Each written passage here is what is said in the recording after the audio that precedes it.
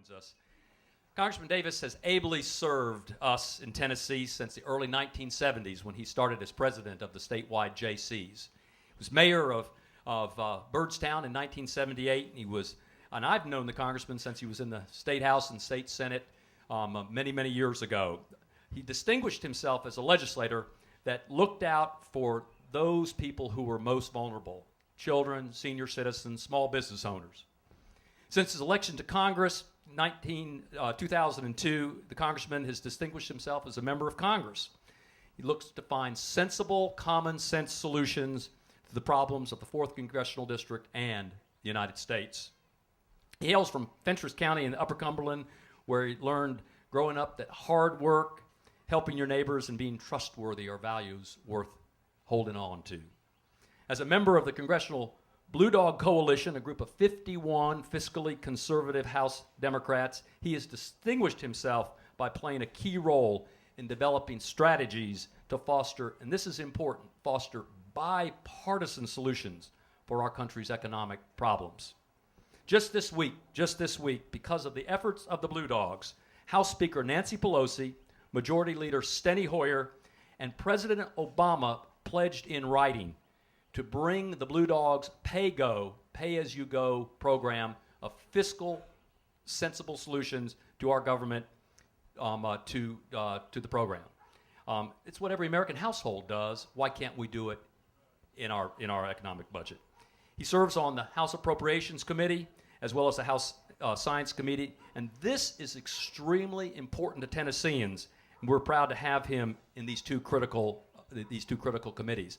And one of the things we've talked about all day today, and we'll continue to talk about as we go forward, it's critical that we take back the Tennessee House, because Lincoln Davis, Bart Gordon, and John Tanner are key votes to President Barack Obama, Democratic votes that we've got to retain in Tennessee. Married to his high school sweetheart, Linda, who's here tonight. I don't know, there she is.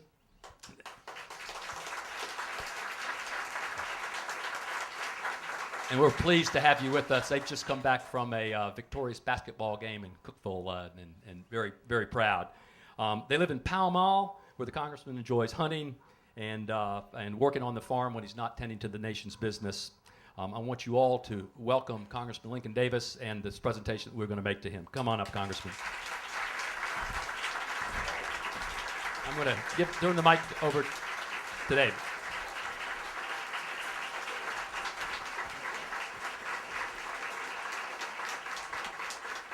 Congressman Davis, on behalf of your constituents from the 4th District, I want to thank you for your courageous vote on the Obama budget and the American Recovery and Reinvestment Act.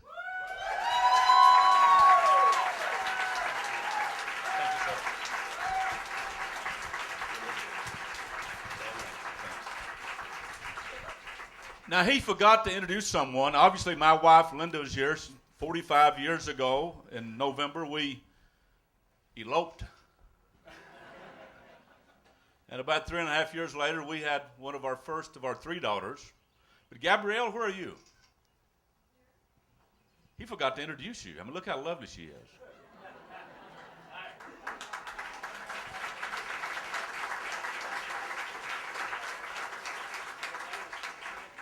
Thanks for inviting me.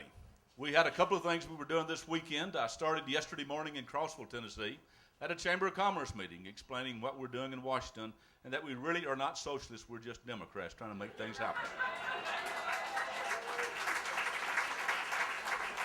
And then I went to Campbell County, where one of the 4 community health facilities are located that provides primary health care, nonprofit, in Campbell County. I have 4 of those in my district, 3 of those in the eastern part, in Scott County, Morgan County, and in Campbell County. 1 in Lawrence County, which actually is run by the Tennessee Health Department. Primary health care facilities. Primary health care facilities that say if you're not able to afford health care, you can come here. We've got to change that in this country, don't we?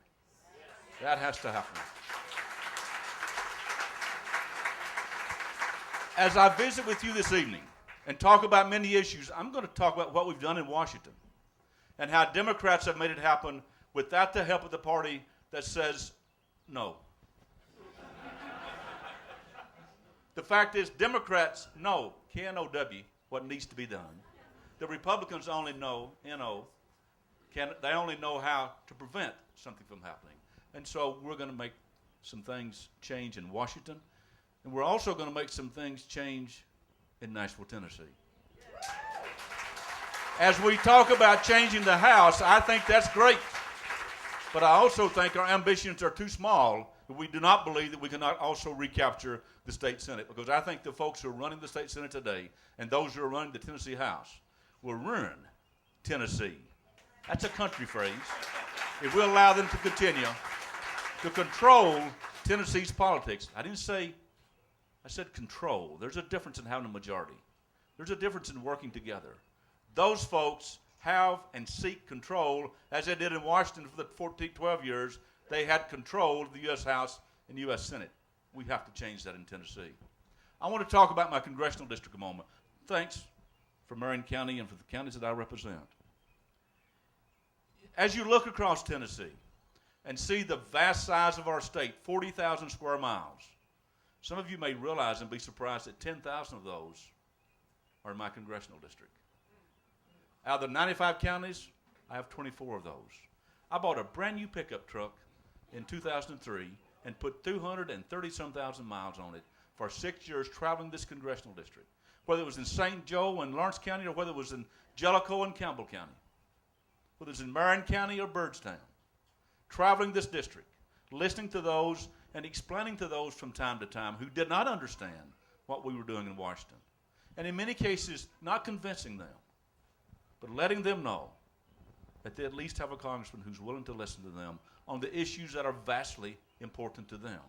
I have the fourth most rural residential congressional district in this country. 435 districts. The fourth congressional district is the fourth most rural congressional district in this country. And sadly, and this has to change, we have the third highest number of blue-collar workers, lower wage earners, and there are those who worry about whether or not a company should be able to be organized so that you can bargain for higher wages. And in my district, they're on my back constantly. Jerry Lee, where are you? About the Employee Free Choice Act. Not Jerry's on the right side. The folks in my district don't understand it yet, and we're talking with them. Now let's talk about some of the issues in Washington. A year ago, the issue was immigration, right?